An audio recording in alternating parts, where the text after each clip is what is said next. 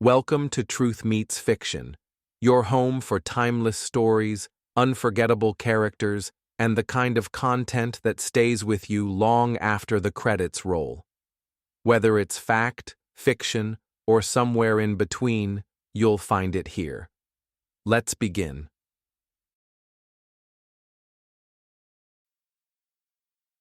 If you have just a few seconds, I'd like to say something before Columbia goes on with its programs. My name is Mary Ann Spitz, and I'm 14 years old. My mother has a defense job, so I do the marketing for our family. Every morning, Mother says to me, "Mary Ann, be sure you buy the most for the least money."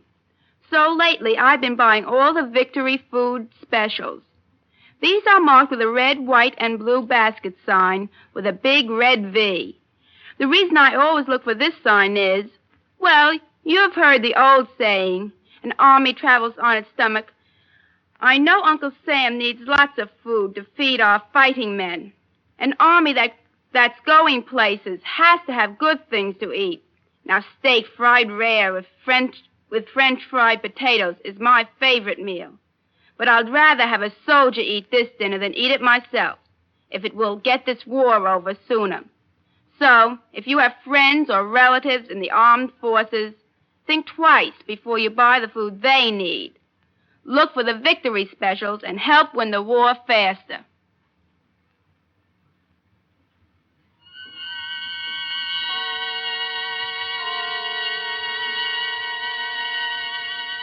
The Columbia Network takes pleasure in bringing you Suspense.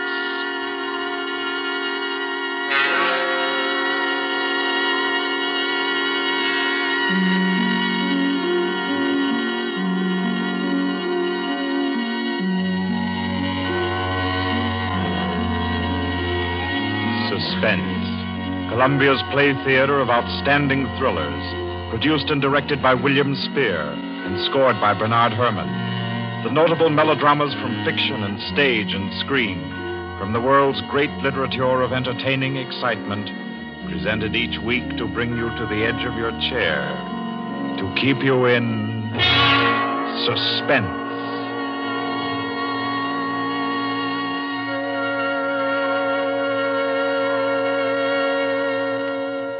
Tonight's adventure in suspense is from the pen of Dorothy Sayers. She called it The Cave of Ali Baba. Like the tale told by Scheherazade, a distinguished ancestress in the storytelling art, Miss Sayers' thriller deals with 40 thieves and with 2 magic words. For your uneasy listening, then, Suspense presents The Cave of Ali Baba.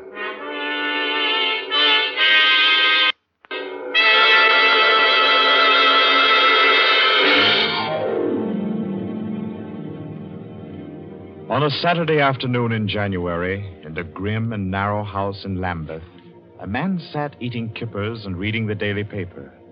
He was smallish and spare, with brown hair rather too regularly waved and a strong, brown, pointed beard.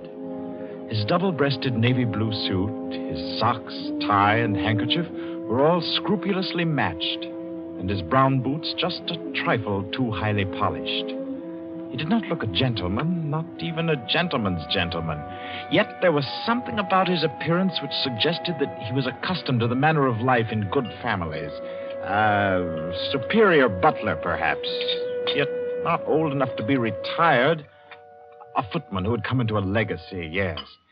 He had just finished eating, and he was sipping his coffee when a slight noise at the front door caught his ear.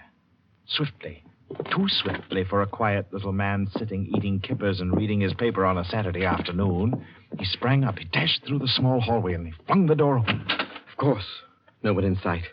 The Society is at least dramatic in its delivery of its correspondence. And as if he knew what he would find, he shut the door and turned to the hat stand in the hall. An envelope had been placed there. It was addressed to Joseph Rogers. So Mr. Rogers opened the note. Number 21. An extraordinary general meeting will be held tonight at the house of number 1 at 11:30. You will be absent at your peril. The word is finality.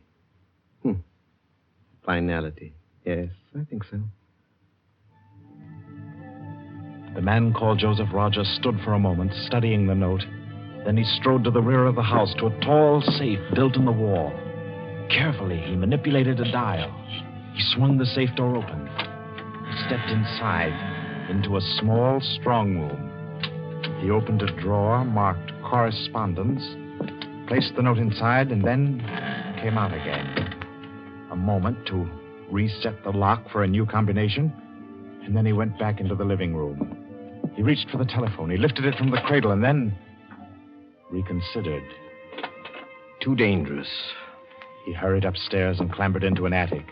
In the furthest corner, he searched for and found a knothole in the woodwork. He pressed it. A concealed trapdoor swung open, and he was in the loft of the adjoining house. He paused before 3 cages, in each of them a carrier pigeon. Carefully, he wrote a note, slipped it under a pigeon's wing. There you are, my pretty. There, take it easy now. There you go. Lie straight. 4:30. I'll send another pigeon at 5 and the third at 6. I should have my answer by 9:30 at the latest. Oh, I forgot one thing, most important. Mr. Rogers moved through the trapdoor, back into the attic of his own house, and once again he stood before the tall safe built in the wall. He opened the door, stepped into the strong room, moved for a moment quietly in the dark, and then spoke gently. Now, be good, my sweetheart. I'm depending on you. Open sesame. Come on now, old thing. Open sesame. Open sesame. Ah, that's better. That's very much better.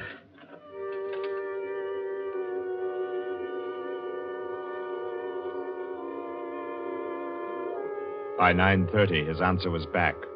All the little piece of paper said was a hasty okay. At 11:15, he took his revolver from a locked drawer, inspected it carefully. Yes, loaded it with cartridges from an unbroken packet, and left the house. He walked quickly, keeping well away from the wall. And when he climbed on a bus, he sat next to the conductor, where he could watch all who got on and off. By 25 minutes after 11, he was out on lonely Hampstead Heath, pausing in the shadow of a large tree to adjust a black velvet mask on which, in white thread, was stitched the number 21. Then he stepped briskly to the door of the villa that lay before him and...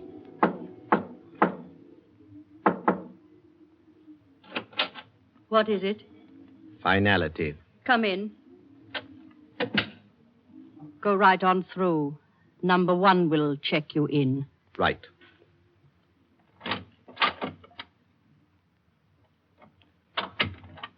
"21, sir. Lift your mask. Very well, 21. You may go on to the meeting room. Thank you, sir.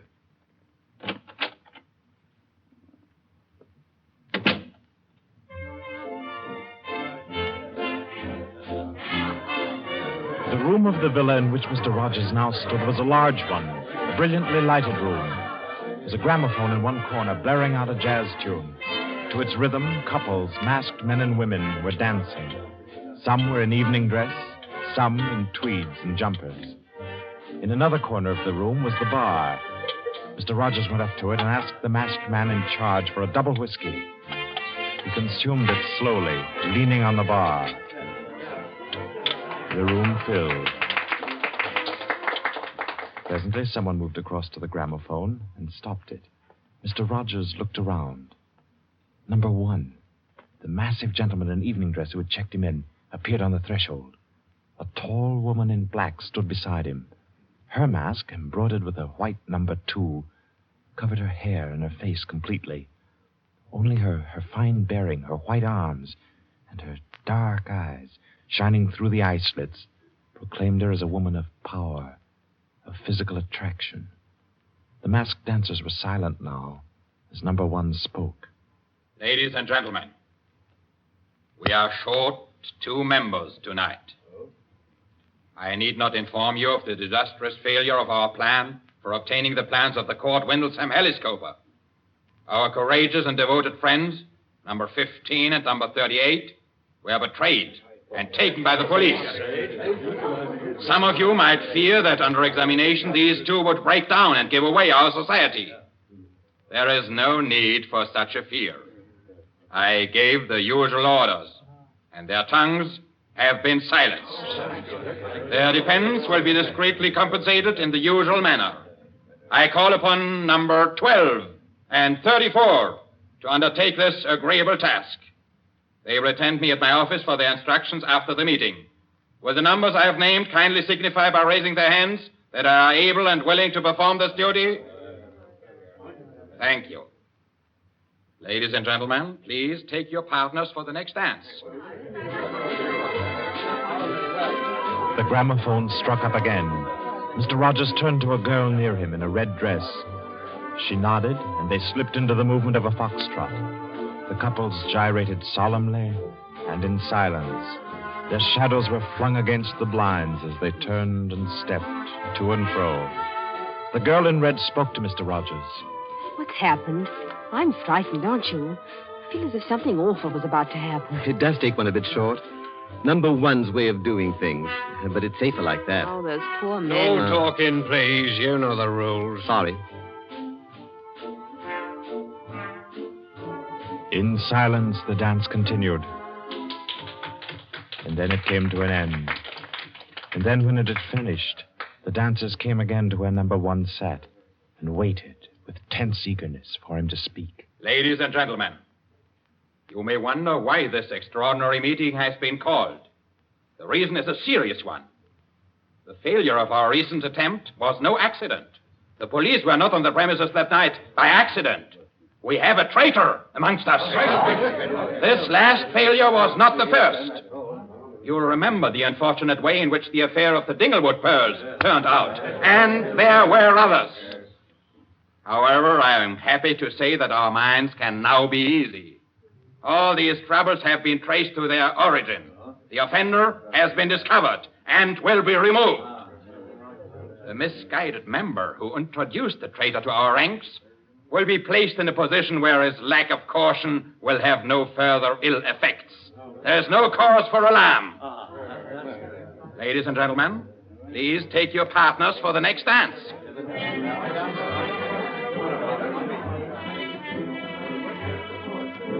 Again, the gramophone took up its bizarre monotony, and the masked dancers glided and turned. And their movements were sharper, more staccato. The girl in red was claimed by a tall mask in evening dress. A hand laid on Mr. Rogers' arm made him start.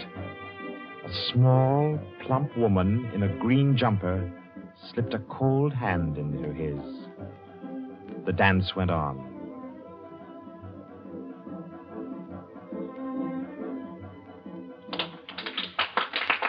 When it stopped, everyone stood, detached, stiffened in expectation. The endless interval was over. Number one raised his voice. Ladies and gentlemen, you will no doubt wish to be relieved of the questions on your mind. I will name the persons involved.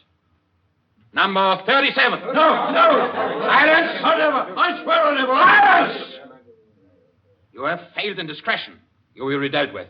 If you have anything to say in defense of your folly, I'll hear it later. Sit down. Number 37 sank down upon a chair. He pushed his handkerchief under the mask to wipe his face. Two tall men closed in upon him. The rest fell back. Ladies and gentlemen, I will now name the traitor. Stand forward. Number 21.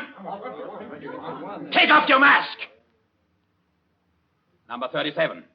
This man was introduced to our society by you under the name of Joseph Rogers, formerly second footman in the service of the Duke of Denver, dismissed for petty thievery. Did you take steps to verify the statement? I did as God's my witness. It was all straight. I had him identified by two of the servants. I asked all over about him. The story was true. I'll swear it was. Number 21. Your name has been given as Joseph Rogers. Is that your real name? Answer me. Is that your real name? No. What is your name? Peter Death Braden Whimsy. Silence! My compliments, your lordship. We thought Lord Wimsey was dead. He was killed, so the paper said 2 winters ago, while shooting big game in Africa. He even left a will, proved of £500,000. To his mother, I believe, the Dowager Duchess of Denver. Lord Peter Wimsey, indeed. Well-known book collector, man about town, distinguished criminologist. Took an active part in the solution of several famous mysteries. Taking an active part, if you don't mind. So you deliberately led us to think you were dead and became Joseph Rogers to gain entrance to our society. What has become of the real Joseph Rogers? He died abroad. I took his place. And the end of your impersonation to uncover our society. Precisely. I see. The robbery of your own fete, upon which we congratulated ourselves, and which you helped to execute, was arranged. Obviously. The robbery of the Duchess, your mother, was arranged by you. It was. It was a very ugly tiara. No real loss to anybody with decent taste. The burglary of the Winthrop mansion, the theft of the necklace at Covent Garden, the others as well. You arranged them all. All. May I smoke, by the way? You may not. Numbers 15, 22, 39. You have watched the prisoner. Has he made any attempt to communicate with anybody? None. His letters and parcels have been opened. His telephone tapped and his movements followed. Even the water pipes in his house have been under observation for Morse code signals. You're certain? Absolutely. Then we may be sure that he has been alone in this adventure. Well, ladies and gentlemen, please take your... Very well. Take the prisoner away. And be sure you explain carefully to him first the manner of his death. I'm sure he'll enjoy it. Wait. At least you can let me die decently. Take him away. Stop. I have something to say, something to sell. We make no bargains with traitors. No, but listen. Do you think I haven't thought of this? I'm not a fool. I've left a letter. To whom? To the police. If I don't return tomorrow, it'll be opened. It's a bluff. The prisoner sent no letter. He's been strictly watched for months. I left the letter before I came to Lambeth. Then it can't contain no information of any value. Oh, but it does. The combination of my safe. Indeed? Has this man's safe been searched? Yes. What did it contain? No information of importance, sir. An outline of our organization, the name of the house, nothing that can't be altered and covered before morning. And did you investigate the inner compartment of the safe? You hear what he says, did you? He's trying to bluff. There is no inner compartment. I hate to contradict you, but I'm really afraid you must have overlooked it. And what did you say was in the compartment, if it does exist? The names of every member of this society with their addresses, photographs, and fingerprints. How did you say you contrived to get this information? By doing a little detective work on my own. But you've been watched. True, the fingerprints of my watches adorn the first page of the collection. That statement can be proved? Certainly. The name of number 40, for example... Stop! If you mention names here, you will certainly have no hope of mercy. Bring the prisoner to my office. Ladies and gentlemen, take your partners for the next dance. Yes. Well,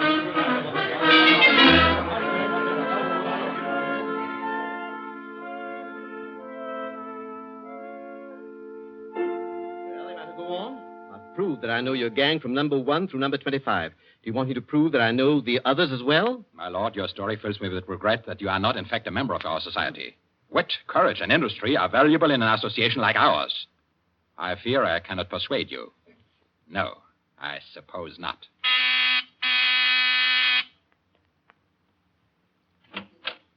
Yes?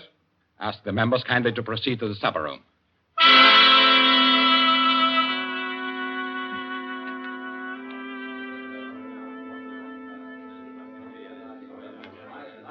Ladies and gentlemen, I'll not conceal from you the seriousness of the situation. The prisoner has recited to me 25 names and addresses which were thought to be unknown except to their owners and to me. There has been great carelessness. Fingerprints have been obtained. He showed me some photographs of them. He tells me that the book of names and addresses is to be found in the inner compartment of his safe, together with certain letters and papers stolen from the houses of members, and several objects with fingerprints. I believe he tells the truth. He offers the combination of the safe in exchange for a quick death. I think his offer should be accepted. What is your opinion, ladies and gentlemen? The combination is known already. Fool! This man is Lord Peter Wimsey, a scientist of crime. Do you think he will have forgotten to change the combination? Oh, I say give him the promise. Time's getting short. You agreed? It's a bargain, Wimsey. What is the combination? The word of the combination is unreliability. And the inner door, the inner compartment. In anticipation of the visit of the police, the inner door is open. Good. Number 12 and 36. You will go to the prisoner's house and... Why should any more members get it done? That's right. I agree. Nobody ought to be trusted. Then what, ladies and gentlemen, do you suggest? You go yourself. You're the only one that knows all the names. You go yourself. I second that motion. Is the wish of the meeting, then, that I should go? No. I say no. No, don't go. Number one is our president, the head and soul of our society. If anything should happen to him, where should we be? You've all blundered. We have your carelessness to thank for all this. Do you think we should be safe for 5 minutes if he were not here to repair your follies? There's something in that. If you will pardon my suggesting it, the lady appears to be in a position peculiarly favorable for the reception of the president's confidences. The contents of my modest volume will be no news to her. Why should she not go herself? Because I say she must not. If it is the will of the meeting, I'll go. Give me the key of the house. Here. Is your house watched? No. If I have not returned in 2 hours, act for the best to save yourselves. And do what you like with the prisoner.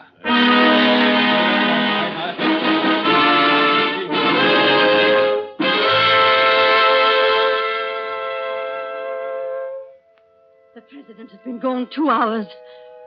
Traitor! What's happened to him? How should I know? Perhaps he's looked after himself and gone while the going was good. Liar! Oh. He'd never do that. What have you done with him? Speak, or I'll make you speak. I can only form a guess, madam. I'm afraid that your president may quite inadvertently have left the door of the inner compartment closed behind him, in which case... Yes? Well, let me explain the mechanism of my safe. The inner compartment has 2 doors. The outermost opens outward with an ordinary key. Oh, do you think that the president is so stupid as to be caught in an obvious trap?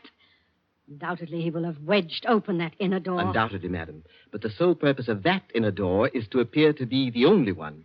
Hidden behind the hinge of that door is another, a sliding panel, also left open. Inside the compartment is the big, heavy ledger containing all the information about this society. This ledger lies on a steel shelf. Do I make myself clear? Oh, yes, go on. The steel shelf is balanced on a concealed spring.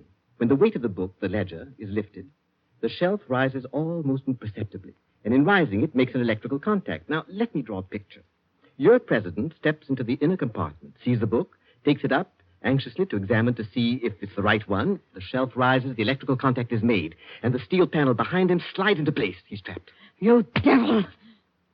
What is the word that opens the inner door? Quick, the word. Do you remember the story of Ali Baba and the 40 Thieves? Uh-huh. Well, when I had this safe constructed, my mind went back, well, call me sentimental if you will, to my childhood. The words that open the door are open sesame. Oh. How long can a man live in this devil's trap of yours? Oh, I should think he might hold out for a few hours if he didn't use up all the oxygen by hammering and yelling.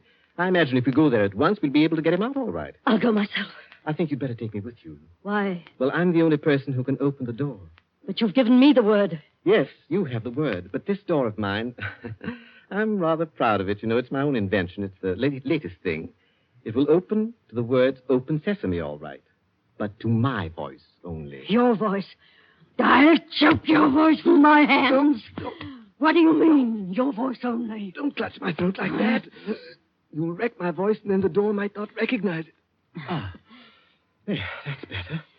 The door got stuck for a week once, and when I had a cold. Is what he says true? Is it possible? Perfectly possible, madam. It'll have a microphone arrangement. Could be done also with light vibrations. We must let him go. Take the ropes off him. Let him go? Nothing. He doesn't go to blab to the police. The president's done in, that's all. And we'd all better make traps while we can. It's all up, boys. Right. Chuck this fella down the cellar and fasten him in. I'll go and destroy the ledgers. 32, you know where the switch is. Give us a quarter of an hour to clear, then you can blow the place to glory. No. No, you can't leave one to die. He's your president, your leader. I won't let it happen. I won't. I'll free this man myself. Here, none of that now. Let me go. Let go of me. Think, Blaster, think. It'll be light in an hour or two. The police may be here at any moment. Police? Oh, yes. Yes, you're right. No, we mustn't imperil the safety of all for just one man. He himself would not wish it. Throw this man in the cellar and let's get out of here while there's time.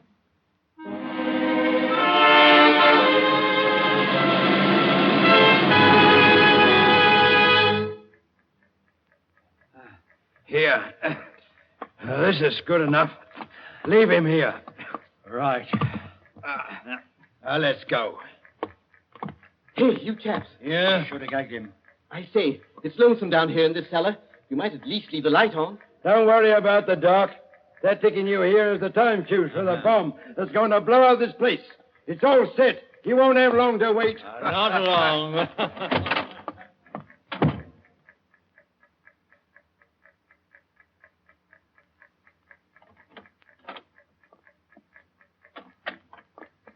Who is it? Who's there?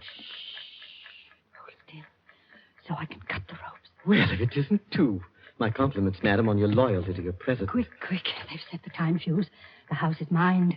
Follow me as fast as you can. Number 1 must be saved. And only you can do it. Well, how did you manage to... There's no time for questions. Get up and follow me. You will release him. You promise. I promise. But I warn you, madam, that this house is surrounded. When my safe door closed, it gave a signal to Scotland Yard. All the members of the society are taken. Never mind them. Here, outside. Quick. All right, who's there? Is that you, Inspector? Get your fellows away, quick. The house is going up in a minute.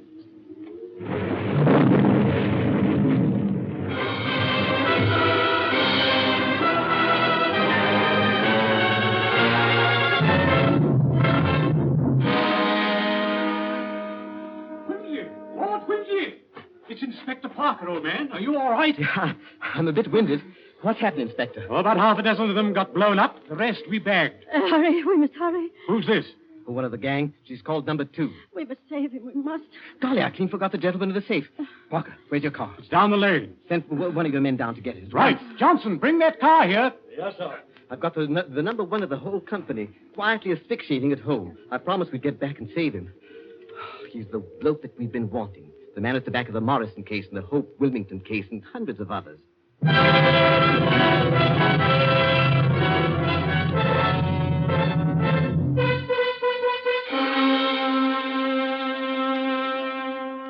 Is this it? Quite a contraption. Yes, I only hope he hasn't upset the adjustment by thumping at it. Oh, please, hurry. I hope you haven't heard my voice. Oh, you sound all right. I can only be conversational. Come on, old thing. Show us your paces. Open sesame. Open sesame. Confound you. Open sesame. Open sesame.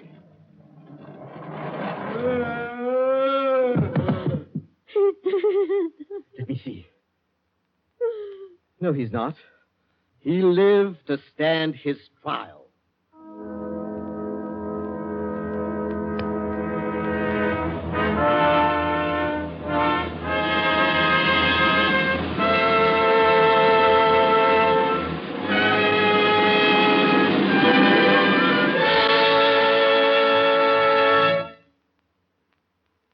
And so, all's right with the world, as it always is when Lord Peter Wimsey is involved. The Cave of Ali Baba by Dorothy Sayers was the story which gave us tonight's Suspense. Suspense is produced by William Spear. Our guest director for this evening was Robert Louis Sheehan. Tonight's radio drama was written by Peter Lyon and scored by Bernard Herrmann. Romney Brent was Peter Wimsey, William Moulton played number 1, and Ira Gerald, the lady in the case. Others in the cast were Kathleen Cordell, Victor Beecroft, Roland Bottomley, J.W. Austin, William Podmore, Ian Martin, and William Moulton. Next Wednesday, Suspense will not be heard because of a special all-star Hollywood broadcast which Paramount Pictures will present. 2 weeks from tonight, at this time, Columbia will bring you another selected story from the world's great literature of thrills. Another study in suspense.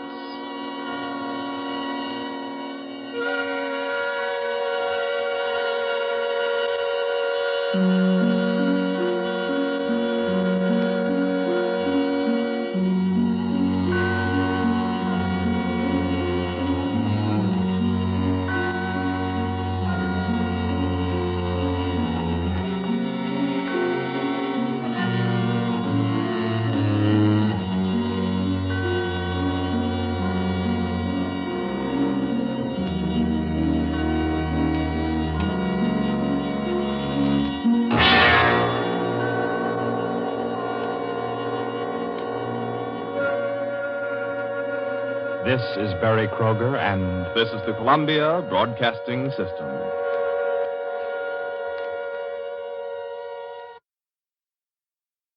every story leaves a trace, some in history, others in the shadows. If this one made you think, question, or shiver just a little, you're in the right place. This is Truth Meets Fiction. Until next time, stay curious, stay sharp, and don't believe everything you're told.